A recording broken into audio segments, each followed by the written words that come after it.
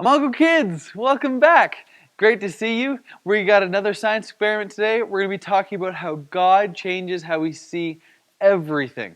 It's going to be a good lesson, but one more reminder for your acts of kindness, and first one to 100 is going to get an awesome prize. Hopefully you heard earlier about some. I'm going to be sneaking in their extra part of the video when I get reports on what's been happening and acts of kindness. So you should have already heard about that, but now I'm just going to invite you to again do your 100 acts of kindness. First one gets an awesome prize.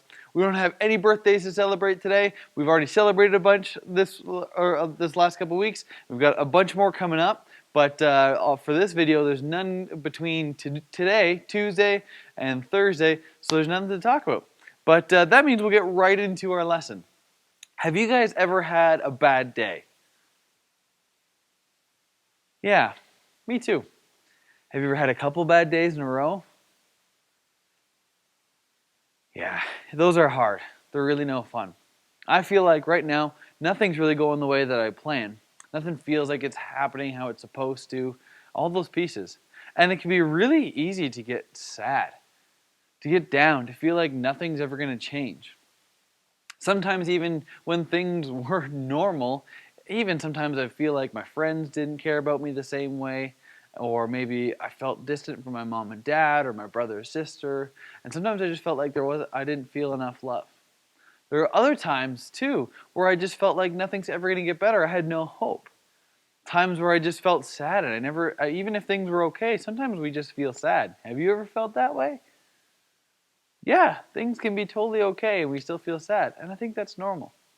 And sometimes I feel like the world's just going crazy and I don't feel like I can settle down at all. I don't have any peace.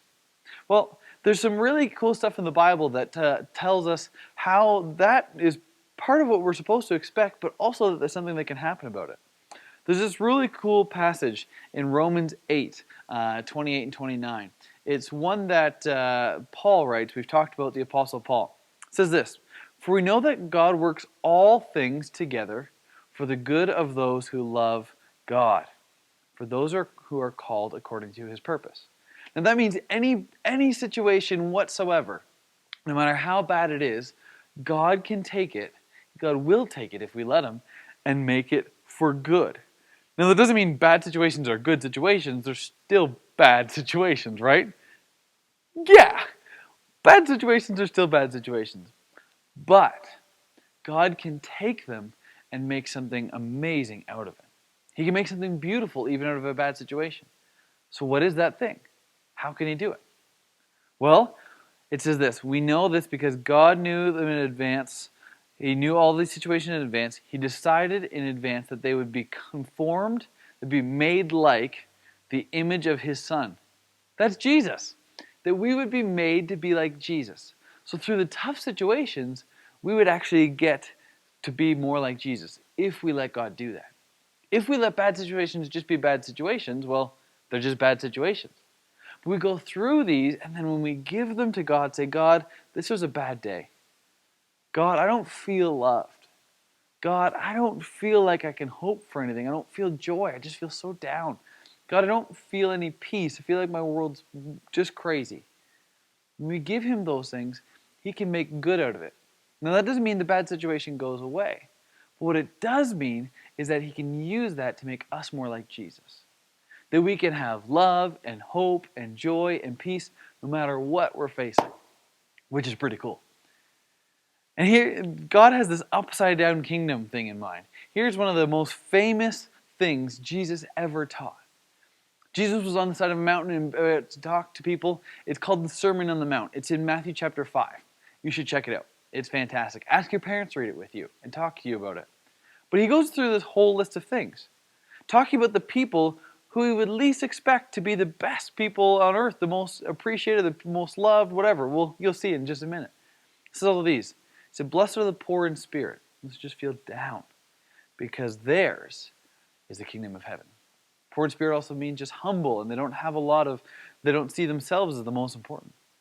Blessed are those who mourn, those who are sad about something that they've lost, because they will be comforted. Blessed are the meek, those who are humble, those who don't try to take everything for themselves, because they will inherit the earth. The whole earth.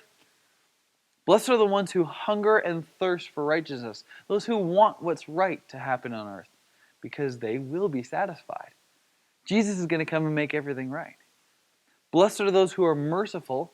That means not giving people what they deserve. So if somebody wrongs us, what they deserve is to get punished. But when we just let that go, in Jesus' name, be merciful, we will be shown mercy. Blessed are the pure in heart, those that keep their heart in the right place, because they will see God. Blessed are the peacemakers. Instead of fighting and making more anger and all those things, we create peace, not just in our lives, but make peace around us, because they will be called sons of God. Blessed are those who are persecuted, that means hurt or picked on, because of the righteousness, living the right way that Jesus asked us to, because theirs is the kingdom of heaven. So blessed are you. That's you. Can you say that's me? No, not Pastor Kyle. You. Yeah, blessed are you when people insult you, they pick on you, say all kinds of mean things against you, lying on account of you following Jesus. Rejoice. It means be happy. Be happy when somebody's picking on me? That doesn't make any sense. Rejoice and be glad, because your reward, what you get for it, will be great in heaven. After this life, God's going to make everything right. And if we hold on to what is right, we'll already have tasted. We'll already know what it's like to live in the world the way it's supposed to be. All the wrong will be made right again. For the same way they persecuted the prophets before you, all the people who did the right and listened and spoke the words of God, we will have the same feeling sometimes, but Jesus promises to make it right. So how does this actually work? How do we begin to see things differently? Well, for that, you know who I'm going to call. But I haven't seen Dr. Professor Science Science Face here today. So, can you call for him? Let's call for him again. We tried that a while ago and see if it's going to work for me. All right, so warm up your voice. All right, we're going to call him. Ready? When I say go, we're going to call out Dr. Professor Science Science Face. Okay? 3, 2, 1, go! Dr. Professor Sciencey McScience Face! Let's try again. 3, 2, 1, go! Dr. Professor Sciencey McScience Face! I'm going to have to just go get him. I'll be right back. I'm going to try to find him and I'll bring him to me, okay? See you soon. Hey, Amago Kids! It's me, Dr. Professor Sciencey McScience Face. Have you seen Pastor Kyle? Where'd he go? That way, how do I always miss him? Well, he did leave me the lesson plan, so I know that our experiment today is going to be on how God helps us see things entirely differently. I know he was talking about a couple things about how God helps us see things and them for the right way. That the people that we'd least expect, or when we feel sad, when we feel like we have no love or hope or joy or peace, he helps us see that we can be made like him in the midst of those situations. Not that those situations go away, but that we see them as something that can be good. So, let's get right to our science camp.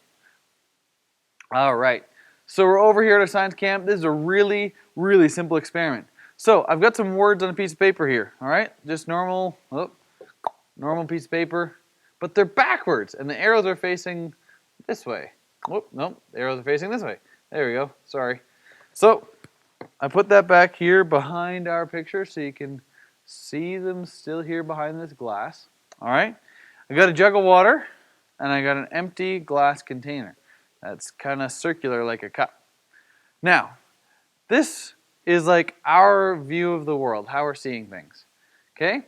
And these are the things that we want to be able to see the world like. We don't maybe some of you guys can read it, some of you may not be able to because they're backwards. When Jesus comes, we get in the midst of these tough situations and we're seeing the whole world seems backwards. Jesus comes and he begins to fill up our lives, begins to give us more of his way of seeing things. about being meek and hunger and thirst for righteousness and all those different pieces that you guys talked about in that verse with Pastor Kyle. And see how when Jesus comes in, it changes things to be the right way. And we can see things in a new way. He helps us see things entirely different. And so, now we can see the love, the hope, joy, the peace in life, and go this way. Pretty cool, huh? Means we can go this way, the way that he's asked us to.